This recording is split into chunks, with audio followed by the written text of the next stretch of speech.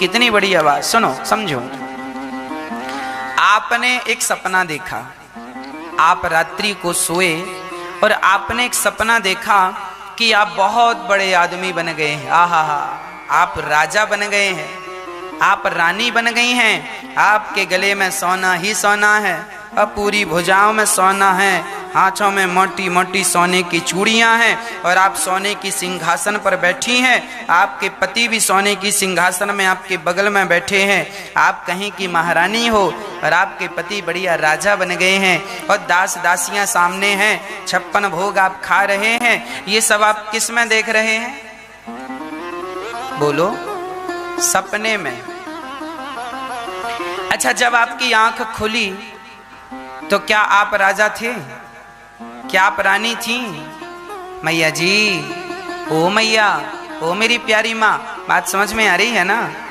जब आपकी आंख खुली तो क्या आप कहीं की रानी थी? हाँ, आप तो फिर अपने घर में ही बिस्तर पर पड़ी थी, पर सपने में आप रानी थी, सपने में पुरुष राजा बन गया। ओ मैं राजा हूं, मेरे बड़ा राज्य है, बड़ी संपत्ति है, लोग जय जयकार कर रहे हैं, ये सपने में आपने देखा। अच्छा, दूसरे दिन आपने सपना देखा कि आपको बहुत जोर की भूख लगी, आप इतने गरीब हैं, सपना देख रहे हैं आप। दूसरे दिन आपने दूसरा सपना देखा, सपने में आपने देखा कि आप इतने गरीब हैं, इतने गरीब हैं कि आपको घर में खाने की रोटी नहीं है। तब आप सबके घर जाके कह रहे हैं भैया बहुत भूख लगी है, रोटी दे दो, रोटी दे दो। किसी ने रोटी नहीं दी। तब आप रोने लगे, अब तो प्राण निकल जाएंगे। तभी आपको कोई दौना भर के खिचड़ी दे करके गया, आप बड़े प्रसन्न हुए, अब प्राण बच जाएंगे, दौना में खिचड़ी भरी है और बस आप खाने के लिए जा रहे हैं। तभी ये कुत्ता आता है और कुत्ता खिचड़ी का दौना दबा के भागता है। आप कुत्ते के पीछे भागते हैं, भैया सुन सुन सुन, हम मर जाएंगे, खिचड़ी नहीं मिली तो। आप कुत्ते के लिए पीछे भाग रहे हैं और आप रो रहे हैं, कितना सा दाना मिल जाता तो खा लेता। तभी आपकी नींद खुल गई। जब नींद खुली तो क्या ये सच था कि आप गरीब हैं, आप अमीर हैं? ये सपना भी सच नहीं था। आप गरीब हैं, ये सपना भी सच नहीं है। सच्ची कहूं मेरी माँ, ये बेटा बेटी, घर परिवार, पद प्रतिष्ठा, मेरा मेरी, ये सब एक सपना ही है। ये सब कुछ क्या है? एक सपना है। फर्क इतना है कि वो सपना जो रात को देखा था वो आंखें बंद करके आपने देखा था, और ये जो सपना देख रहे हो ये आंख खोल के देख रहे हो।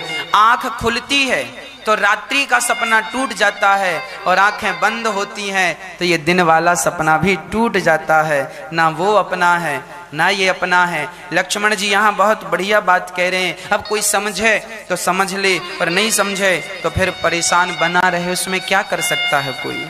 ये सब सपना है। मेरा बेटा है, ये मेरी पत्नी है, ये मेरा पुत्र है, ये मेरा धन है, ये मेरा परिवार है, ये सब सपना है। पागल, इसे अपना ना समझो। ये व्यवहार जो तुम कर रहे हो ये व्यवहार भी सत्य नहीं है। हाँ, अब मैं ये बिल्कुल नहीं कहूंगा कि तुम व्यवहार बंद कर दो ना, व्यवहार करो, सब कुछ करो, परिवार पत्नी के बीच में रहो, पर इस भाव से रहो, इस भाव से रहो कि हम भगवान के हैं, ये संसार मिथ्या है। अच्छा एक बात बताओ, आपने पिक्चर तो देखी होगी, मूवी। चलो मैं एक पिक्चर का नाम लेकर उसके विषय में आपको समझाता हूं। एक पिक्चर बनाई बच्चन साहब ने, पिक्चर का नाम था बागवान, है ना। उस पिक्चर में अमिताभ बच्चन के बच्चे हैं और वो बच्चे अपने माता और अपने पिता को घर से निकाल देते हैं। उस पिक्चर में अब हीरो रो रहा है, मेरे बच्चों ने मुझे निकाल दिया। वो पत्नी से बात करने के लिए भी महीनों का इंतजार करते हैं। एक बेटे के घर एक बेटे ने कहा मैं मम्मी पापा दोनों को नहीं रखूंगा, एक को रखूंगा। तो बड़े ने कहा चल माँ को तू रख ले, पिता को मैं रख लेता हूँ। तो तो दोनों पति पत्नी का बंटवारा कर लिया बच्चों ने। एक बेटे ने कहा माँ मेरे संग रहेगी, तो कहा मैं बाप को नहीं रखूंगा। तो दूसरे ने कहा मैं बाप को रखूंगा, तो माँ को। एक का ही हिसाब किताब मेरे घर है, दोनों का नहीं है। उस पिक्चर में अब दिखाया ये गया, बच्चन साहब रो रहे हैं पत्नी से बात करने के लिए, एक दूसरे की बात ही नहीं हो पाती, बच्चे ने घर से निकाल दिया। आप लोग भी जब उस पिक्चर को देख लेंगे ना, तो वो इतनी इमोशनल पिक्चर है कि आपकी भी आंखों में आंसू आ जाएंगे, है ना। लेकिन क्या जो टीवी पर दिख रहा है कि अमिताभ बच्चन के बेटे ने घर से निकाल दिया, क्या ये सही है? रियल में सही है? बोलो। जो पिक्चर में दिख रहा है, जिस पिक्चर को देखकर आप और हम रो रहे हैं, क्या उस पिक्चर में दिखता हुआ हर चरित्र, हर कैरेक्टर क्या सही है? अर्थात क्या सचमुच उनके बेटे ने घर से निकाल दिया है? नहीं निकाला, पर उसमें दिख रहा है। मतलब जो दिख रहा है वो अलग है सच्चाई से।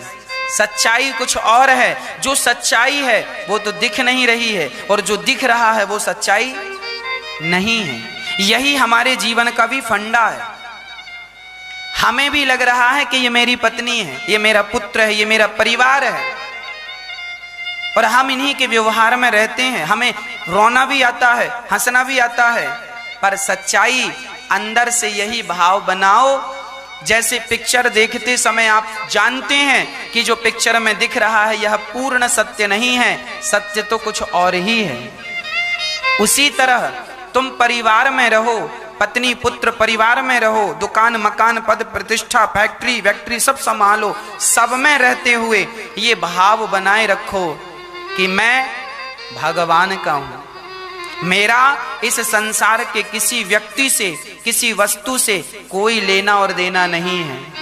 मैं रियल में भगवान का हूं, पर व्यवहार जगत में मुझे यहां रहना है तो व्यवहार करना पड़ेगा, सो मैं व्यवहार कर रहा हूं। छोटा सा उदाहरण और देता हूं, शायद आपकी समझ में आ जाए। एक बाप, एक पिता अपने बेटे के संग कबड्डी खेलता है उसकी खुशी के लिए। बेटा कहता मेरे संग खेलो, तो बाप खेलने लगता। वो खेलता क्या है, चलो कबड्डी खेलते हैं। तो पहले बेटे ने कहा मैं आऊं, हाँ हाँ तुम आओ। तो पिता को पकड़ता है और पिताजी गिर जाते हैं, और गिरकर पिता अपने बेटे को अपने पेट में बिठाकर बोलते हैं मैं हार गया, तू जीत गया। पिता जब अपने बेटे के संग खेलता है तो पिता जमीन पे गिर जाता है ऐसे ही, और वो कहता है कि मैं हार गया, तू जीत गया। बताओ बाप ये क्यों कहता है? इससे बेटे को खुशी मिलती है, बेटा बड़ा प्रसन्न होता है कि मैं जीत गया, मैं जीत गया। हाँ या ना, बात समझ में आ रही है? कई बार बच्चा अपने बाप के संग खेलता है तो बाप हार जाता है, बाप हार गया ऐसा नहीं, अरे बाप की भुजाओं में ताकत थी तो मैं उठाकर फेंक सकता था, पर वो हार गया इसीलिए तुम्हारी खुशी के लिए। बस भक्तों, जैसे उस पिता को ये पता होता है कि मैं हारा नहीं हूं, पर वो बच्चे के लिए हारा हुआ अपने आप को मान लेता है। वो हारा नहीं है, अंदर से उसे पता है कि मैं हार नहीं सकता इस बच्चे से, अभी छोटा है ना। उसी तरह तुम्हें ये बात पता होना चाहिए कि ये संसार परिवार मेरा नहीं है, ये सब भगवान का है और मैं भी भगवान का हूं। पर व्यवहार जगत में जैसे तुमने अपने बेटे को प्रसन्न कर लिया, ऐसे तुम भी व्यवहार जगत में अपनी पत्नी को प्रसन्न कर लिया करो, बच्चों को प्रसन्न रखा करो, दुकान मकान खूब चलाओ, फैक्ट्री वैक्ट्री खूब चलाओ, खूब पैसा कमाओ, पर सब कुछ करते हुए ये भाव जरूर बना रहे कि मैं भगवान का हूं, मैं राम का हूं, मैं कृष्ण का हूं, ईश्वर ही मेरे हैं, ये जगत में कोई मेरा नहीं। व्यवहार पूरा निभाइए। कर्मण्यवाधिकारस्ते मां फलेषु कदाचन। तू कर्म करता रह बेटा, सब कुछ कर्म कर, लेकिन ये मत भूल कि तू मेरा है और मैं तेरा हूं। हम राम जी के, राम जी हमारे हैं। पायो जी मैंने राम रतन धन पायो, राम ही मेरी संपत्ति है, राम ही मेरा धन है। यह याद रह जाए तो फिर कहना ही क्या है। पर लोग संसार में ऐसे उलझ जाते हैं, ऐसे। हम ये नहीं कहते कि तुम पत्नी और पुत्र और परिवार को छोड़ दो। हमने आज तक कभी नहीं कहा कि तुम सब कुछ छोड़ दो। हमने कभी नहीं कहा कि तुम पत्नी पुत्र परिवार छोड़ दो। कुछ ना छोड़ो, सबके बीच में रहो, पर भाव यह रहे, तुम्हें ये ज्ञान रहे, ज्ञान का ये दिया जलता रहे सदा कि मैं भगवान का। बस इतनी सी बात तो याद रखनी है। इसमें बुराई क्या है, हर्ज क्या है? कोई किसी को सुख नहीं देता, कोई किसी को दुख नहीं देता। आज यदि कोई व्यक्ति रो रहा है ना, तो किसी ने कहा क्यों, तुम क्यों रो रहे हो? बोले महाराज मैं बहुत दुखी हूं, बहुत परेशान हूं। क्यों दुखी हो भाई, क्यों रो रहे हो? वो कहेगा मैं परेशान हूं, मैं दुखी हूं, पर उसे पता नहीं कि तेरे दुख का कारण, वो कहता है फलाने मेरे पड़ोसी ने मुझे पत्थर मार दिया, मेरी पत्नी ने मुझे घर से निकाल दिया, मेरा फलाना बेटा ऐसा है, मेरा फलाना व्यक्ति ऐसा है। कोई कहता है महाराज जी हमें खाने को नहीं मिला, कोई कहता है महाराज जी हमें ये दुख है। किसी को दोषी करार मत दो। तुम्हारे आंसुओं का जिम्मेदार कोई नहीं है, मेरे आंसुओं का जिम्मेदार कोई नहीं है, मेरे आंसुओं का जिम्मेदार केवल मैं हूं। पितामह भीष्म को बाणों की सैया पर लेटना पड़ा। बताओ जिम्मेदार कौन था? बताओ। पितामह भीष्म को बाणों की सैया पर लेटना पड़ा। 52 दिन तक तड़प तड़प के बाणों पर ही रहना पड़ा। जिम्मेदार कौन था? क्या अर्जुन जिम्मेदार? अर्जुन तुमने बाण मार दिया, देखो हमें कितना कष्ट हो रहा। अर्जुन जिम्मेदार नहीं थे। बोलो कौन जिम्मेदार था? स्वयं पितामह भीष्म जिम्मेदार थे। पितामह भीष्म के दुख का जिम्मेदार कौन? वो स्वयं। तुमने क्यों कौरवों का साथ दिया? क्या तुम्हें पता नहीं था कि ये दुष्ट लोग हैं? क्यों जान करके तुम विद्वान हो के, समझदार हो के क्यों दुष्टों का साथ दे रहे हो? पितामह भीष्म ने किसी जन्म में एक सांप को कांटों के ढेर में फेंक दिया था और वो सांप कांटे चुभ चुभ के मर गया। उसी का परिणाम उन्हें बाणों की सैया पर लेटना पड़ा। कौन हम किसको कसूरवार ठहराएं? हमें कांटा लगा है तो हम तुमको कसूरवार ठहराएंगे कि तुम्हारे कारण कांटा लगा? तुम खुद देख के क्यों नहीं चलते? अपना दोष लोग नहीं देते, दूसरों पे दोष थोपते रहते। तुम्हारे कारण, तुम्हारे कारण। गांधारी ने भगवान श्री कृष्ण को श्राप दे दिया, जाओ जैसे मेरे पुत्र आपस में लड़के मर गए हैं, तुम्हारा भी परिवार, तुम्हारा भी वंश आपस में लड़के मर जाए। माता गांधारी तुम क्या कह रही हो? भगवान श्री कृष्ण को तुम श्राप क्यों दे रही हो? भगवान ने मना नहीं किया, भगवान ने तो माता का श्राप सिरोधार्य कर लिया। पर पूछा जाए जरा, गांधारी माँ आपने भगवान कृष्ण को क्यों श्राप दिया? केवल इसीलिए ना कि तुम्हारे सारे बच्चे आपस में लड़के मर गए? तो तुम कहां थी उस समय जब द्रौपदी की साड़ी तुम्हारे बच्चे ही उतार रहे थे? तुम कहां थी उस समय जब लाक्षागृह में बंद करके कौरवों ने षड्यंत्र के तहत पांडवों को जलाने का प्रयास किया? तब कहां थी तुम? तुमने अपने बच्चों को कुकर्म करने से तो रोका नहीं और भगवान को श्राप देने आगे आ गई। यही है विडंबना जमाने की। आदमी अपना दोष नहीं देखता, आदमी दूसरे का दोष देखता। तुम्हारे कारण ये हुआ ना, को ना काहू को सुख दुख कर दाता, निज कृत कर्म भोग सब भ्राता। तुमने अपने बच्चों को कुकर्म करने से रोका नहीं। नालायक बच्चे हैं ये बताओ, भरी सभा में साड़ी उतार रहे हैं, ये लायक बच्चे हैं क्या? तुमने इन्हें तो रोका नहीं, इन्हें तो दंड दिया नहीं, बल्कि इनके लिए पट्टी हटाकर दुर्योधन को अमर करने और चली। गांधारी ने आखिरी बार आंखों की पट्टी उतारी थी दुर्योधन को जिंदा रखने के लिए, पर जंघाओं में भगवान ने उसको कह दिया था कि कुछ तो कपड़े पहन लो, निर्वस्त्र होके जा रहे हो माँ के पास, अच्छा नहीं लगेगा।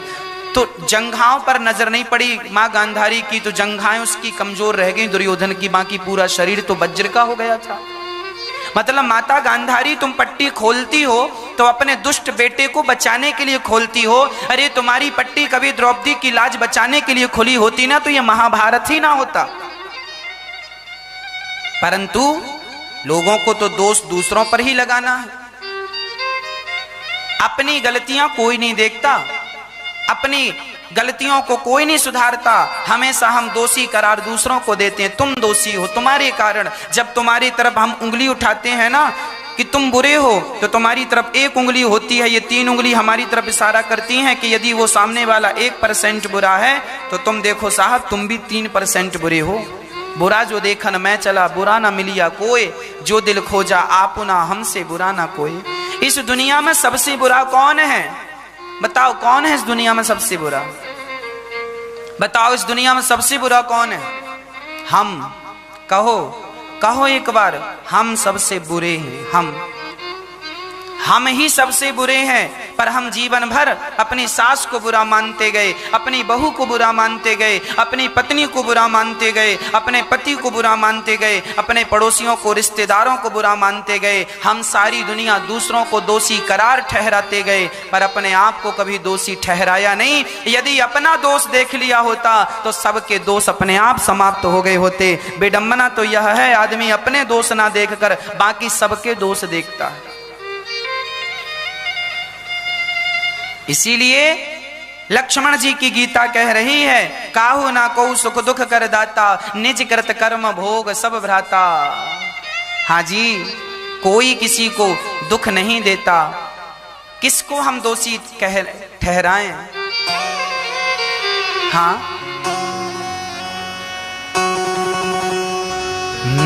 न देना दोष किस्मत को,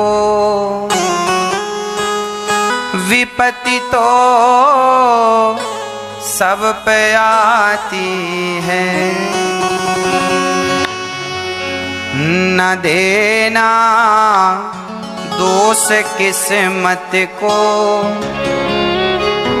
देखो, किसी को दोष ना देना, किसी को दोष देने से कोई फायदा नहीं। हम किसी को दोषी करार ना दें, किसी को ना ठहराएं। हम सपना देखते हैं, सपने में राजा होना, रंग को हो जाना, सब दिखता है पर सत्य कुछ नहीं है। ये जिंदगी तुम जी लो, जी के मर जाओ, क्या पाया तुमने? बताओ। जिंदा थे, तुम्हारी पत्नी थी, पुत्र था, पैसा था, प्रतिष्ठा थी, मर गए। अब बताओ क्या है तुम्हारा? फिर तुम्हारा कुछ होता तो तुम ले जाते ना, तुम्हारे बाप दादों का कुछ होता तो वो ले गए होते। ये सब सपना है। हमारा व्यवहार भी एक सपना है। हम आपसे राम राम करते हैं, हम आपको कहते हैं आइए, बैठिए, खाइए, पीजिए, है ना? ये सब जो व्यवहार हम करते हैं आपके संग, ये व्यवहार भी एक सपना ही है, कोई नहीं। हमें बस यह याद रखना चाहिए कि हम भगवान के हैं बस। हे नाथ, मैं आपको कभी भूलूं नहीं। शंकर जी कह रहे हैं, जानिए तबहि जीव जब जागा, जब सब विषय विलास विरागा। जानिए तबहि जीव जब जागा, जब सब विषय विराग विलासा। जानिए तबहि जीव जब जागा, जब सब विषय विलास विरागा।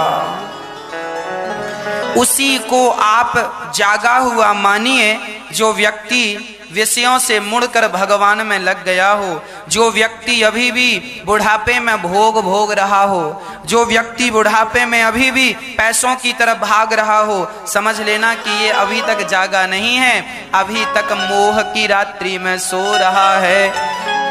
मोह निशा सब सोवनिहारा, देखा हूँ स्वप्न अनेक प्रकार। ये सब एक सपना है। इसीलिए भगवान श्री राम अब विश्राम कर रहे हैं और लक्ष्मण जी निषाद राज को इतना बढ़िया उपदेश दे रहे हैं।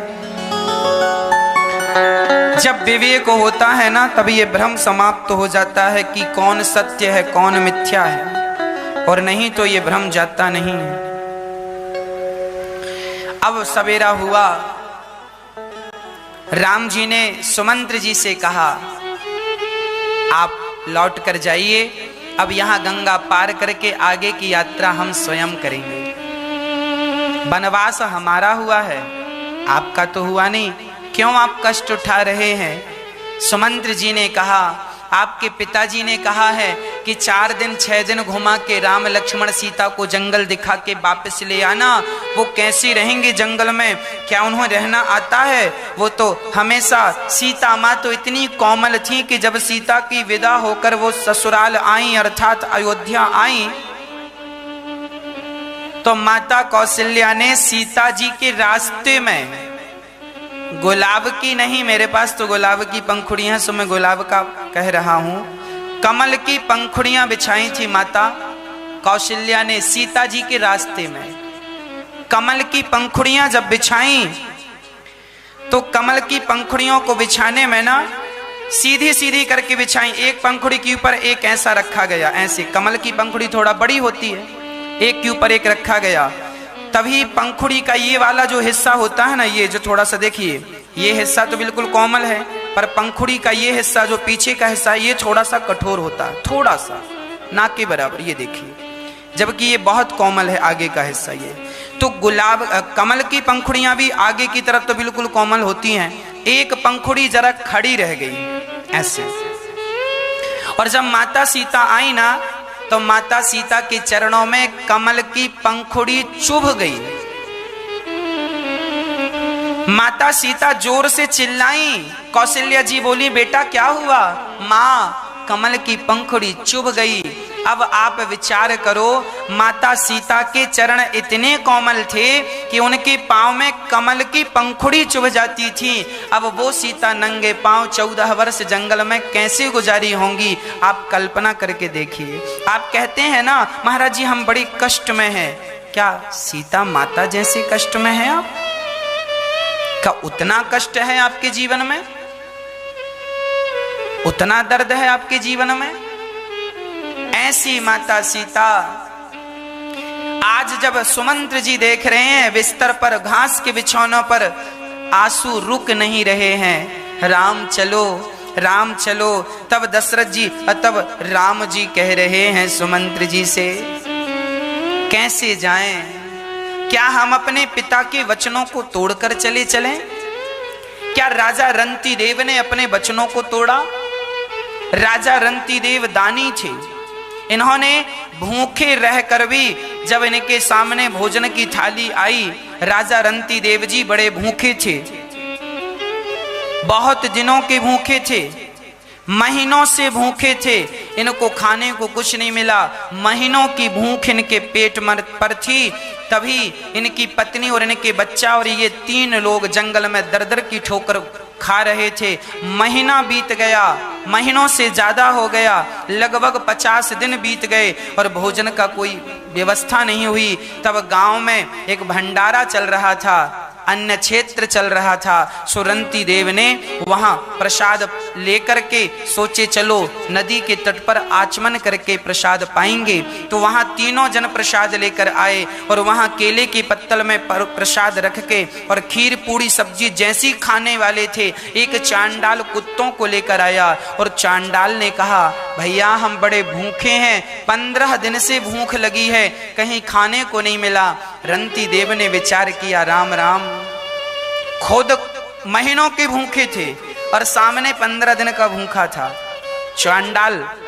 रंती देव जी ने कहा कोई बात नहीं, आपकी भूख आपकी जान अनिवार्य है, आपका पेट भरना मेरा धर्म है। मेरा धर्म इसलिए है क्योंकि मेरे पास भोजन है और आप मुझसे मांग रहे हैं। तो राजा रंती देव ने अपने थाली खिसका दी, चांडाल ने रोटियां जल्दी जल्दी पूड़ियां खा ली। कहा अभी पेट नहीं भरा। तब रंती देव का बेटा बोला लो देखो, बेटा भी छोटा सा था और वो भी भूखा था, पर बाप धर्मात्मा तो बेटा क्यों ना हो धर्मात्मा।